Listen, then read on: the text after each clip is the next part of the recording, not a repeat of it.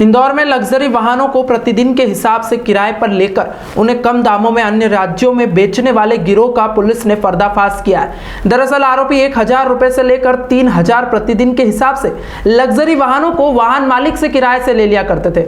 उसके बाद इन कीमती वाहनों को अपने साथ किराए पर ले जाकर अन्य राज्यों में कम दामों में बेच देते थे। आरोपी स्वयं नकली रजिस्ट्रेशन और चेचिस के आधार पर वाहनों के फर्जी कागज खुद ही बना लिया करते थे और इन फर्जी कागजों को इस्तेमाल करके इन लग्जरी कार्स को बेच दिया करते थे। इस गिरोह के पर्दाफाश के लिए एक टीम गठित की गई। डीसीपी अभिषेक आनंद का कहना है कि टीम ने ग्वालियर, भिंड सहित भोपाल में टीम भेजी, जिसके बाद पुलिस ने अंतर्राज्यीय गिरोह के 5 सदस्यों को गिरफ्तार कर उनके कब्जे से 7 लग्जरी वाहन को जब्त करने में सफलता प्राप्त की है।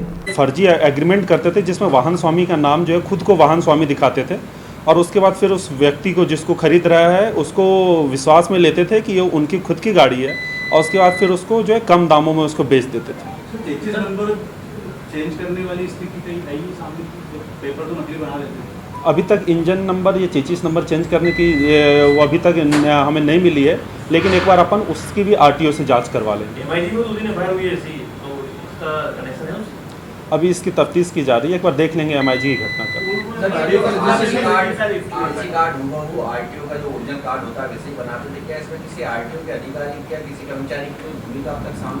नहीं, अभी तक आरटीओ में कोई आरटीओ की कोई फर्जी डॉक्यूमेंट्स में छेड़छाड़ करने की नहीं आई है बात। अभी तक ये एग्रीमेंट के बेसिस पे आई है, लेकिन एक बार बाकी सभी विकल्प खुले हुए हैं। एक बार सभी इसमें इंजन नंबर, चेचिस नंबर, उसका भी एक बार सीरियल मिलान कर लिया जाएगा और आरटीओ के डॉक्यूमेंट्स भी जो आरसी कार्ड होता है उसका भी मिलान कर लिया जाएगा। जो आरसी कार्ड सिर्फ आरटीओ में सप्लाई होता है, वो आरसी कार्ड पर ये प्रिंट आउट कर रहे थे और उसी कार्ड को दिखाकर गाड़ी को बेचते थे, तो उस आरसी कार्ड को लेकर कुछ कहानी आई है? अभी तक जो पुलिस को तफ्तीश में है वो विक्रय अनुबंध पत्र जो है वो फर्जी करके उसके बेसिस पे करते थे। एक बार आरसी कार्ड में जो अगर छेड़छाड़ की कोई बात आएगी तो उसकी भी एक बार तफ्तीश की जाएगी। इसमें 2 लोग जो है निवासी जो इंदौर के हैं और 3 लोग भोपाल के हैं, 5 लोग कुछ गिरफ्तार हुए हैं। इसमें कुछ गाड़ियां जो है जो जिनकी ओनरशिप हैं वो बाहर के हैं, लेकिन अभी तक बेचने की मध्य प्रदेश से बाहर की बेचने की अभी तक हमको जानकारी नहीं मिली है, लेकिन उसको भी एक बार देखा जाएगा। किस कीमत में इसका सौदा करते थे? जैसे कि ये जो व्यक्ति है उसको गाड़ियों के मॉडल और गाड़ियों के ईयर ऑफ मैन्युफैक्चरिंग उसके बेसिस पे होता था, तो कई गाड़ियों को ये जो है जो 6 लाख 7 लाख की गाड़ियाँ उसको 2-2.5 लाख रुपए इस तरह में बेचते थे वो।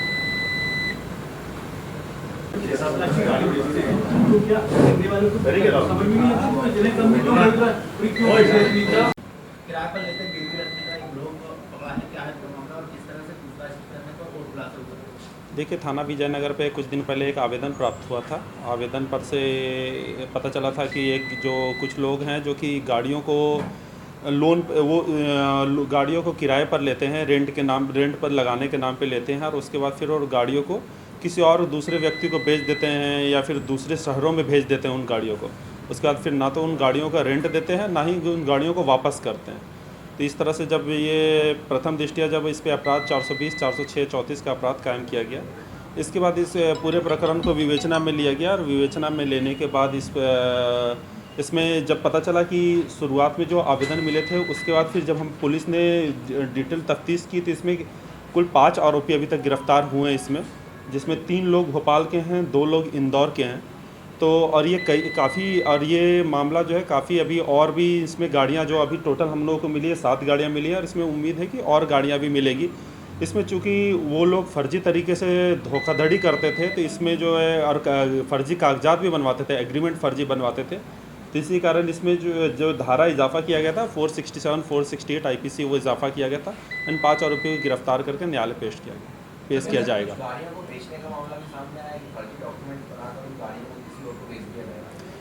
जैसा कि इसमें 2 लोग इंदौर के हैं और 3 लोग जो गिरफ्तार हुए हैं वो भोपाल के हैं।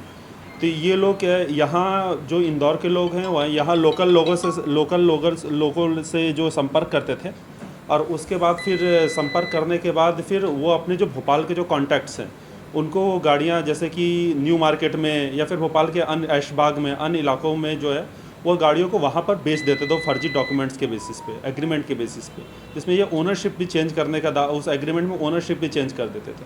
तो उसी के बेसिस पे 467 और 468 का इसमें इजाफा किया गया। पहले कितनी गाड़ियाँ ये कर चुके हैं अभी? अभी तक पुलिस के संज्ञान में 7 गाड़ियां हैं, जो कि कुछ और गाड़ियां हैं जो हमको उम्मीद है कि अपन उनके पीछे लगे हुए हैं, और ये और भी कई गाड़ियां और विजयनगर पुलिस को इसमें सफलता मिल सकती है। कितने में रेंट पे लेते थे ये लोग, आगे कैसे बेचते थे, किस तरीके से? इसमें ये जो रेंट है किसी कंपनी में लगाने के नाम पे, या फिर जो इसमें कंपनी में लगाने के नाम पे, या फिर अन्य जो किसी और व्यक्ति को देने के नाम पे 1,500 से 2,000 रुपये प्रतिदिन के हिसाब से ये बोलते थे। और जो लोग जिनकी जो वाहन स्वामी है उनको ये प्रलोभन देते थे इस तरह का, और उसके बाद फिर वो जो अपने दूसरे ज़िलों में जो कॉन्टैक्ट्स हैं, जैसे भोपाल में है या फिर ग्वालियर में है, तो उनको जो है ये फर्जी एग्रीमेंट करते थे जिसमें वाहन स्वामी का नाम जो है खुद को वाहन स्वामी दिखाते थे। फर्जी एग्रीमेंट करते थे जिसमें वाहन स्वामी का नाम जो है खुद को वाहन स्वामी दिखाते थे, और उसके बाद फिर उस व्यक्ति को जिसको खरीद रहा है उसको विश्वास में लेते थे कि ये उनकी खुद की गाड़ी है, और उसके बाद फिर उसको जो है कम दामों में उसको बेच देते थे। चेचिस नंबर चेंज करने वाली स्थिति कहीं आई है सामने की? पेपर तो नकली बना लेते हैं। अभी तक इंजन नंबर या चेचिस नंबर चेंज करने की वो अभी तक हमें नहीं मिली है, लेकिन एक बार अपन उसकी भी RTO से जांच करवा लेंगे। MIG में 2 दिन FIR हुई है ऐसी, तो इसका कनेक्शन है उससे? अभी इसकी तफ्तीश की जा रही है, एक बार देख लेंगे MIG की घटना का। आरसी कार्ड हुबहू RTO का जो ओरिजिनल कार्ड होता है वैसे ही बनाते थे क्या? इसमें किसी RTO के अधिकारी क्या किसी कर्मचारी की कोई भूमिका अब तक सामने आई? नहीं, अभी तक RTO में कोई RTO की जो कोई फर्जी डॉक्यूमेंट्स में छेड़छाड़ करने की नहीं आई है बात। अभी तक ये एग्रीमेंट के बेसिस पे आई है, लेकिन एक बार बाकी सभी विकल्प खुले हुए हैं, एक बार सभी इसमें इंजन नंबर, चेचिस नंबर, उसका भी एक बार सीरियल मिलान कर लिया जाएगा, और RTO के डॉक्यूमेंट्स भी जो RC कार्ड होता है उसका भी मिलान कर लिया जाएगा। जो RC कार्ड सिर्फ RTO में ही सप्लाई होता है, वो RC कार्ड पर ये प्रिंट आउट कर रहे थे और उसी कार्ड को दिखाकर गाड़ी को बेचते थे, तो उस RC कार्ड को लेकर कुछ कहानी आई है? अभी तक जो पुलिस को तफ्तीश में है वो विक्रय अनुबंध पत्र जो है वो फर्जी करके उसके बेसिस पे करते थे। एक बार RC कार्ड में जो अगर छेड़छाड़ की कोई बात आएगी तो उसकी भी एक बार तफ्तीश की जाएगी। इंदौर का कोई आरोपी इसमें मिला? इंदौर में कोई रहने वाला? इसमें 2 लोग जो है निवासी जो इंदौर के हैं, और 3 लोग भोपाल के हैं, 5 लोग कुछ गिरफ्तार हुए हैं। मध्य प्रदेश के बाहर भी बेचते थे क्या सर ये गाड़ी? इसमें कुछ गाड़ियां जो है जो जिनकी ओनरशिप हैं वो बाहर के हैं, लेकिन अभी तक बेचने की मध्य प्रदेश से बाहर की बेचने की अभी तक हमको जानकारी नहीं मिली है, लेकिन उसको भी एक बार देखा जाएगा। सर किस कीमत में इसका सौदा करते थे? जैसे कि ये जो व्यक्ति है उसको गाड़ियों के मॉडल और गाड़ियों के ईयर ऑफ मैन्युफैक्चरिंग उसके बेसिस पे होता था, तो कई गाड़ियों को ये जो है जो 6 लाख 7 लाख की गाड़ियाँ उसको 2-2.5 लाख रुपए इस तरह में बेचते थे वो। 7 लाख की गाड़ी बेचते हैं तो क्या करने वालों को समझ में नहीं आता, जिन्हें कम मिल रहा है। Bureau report.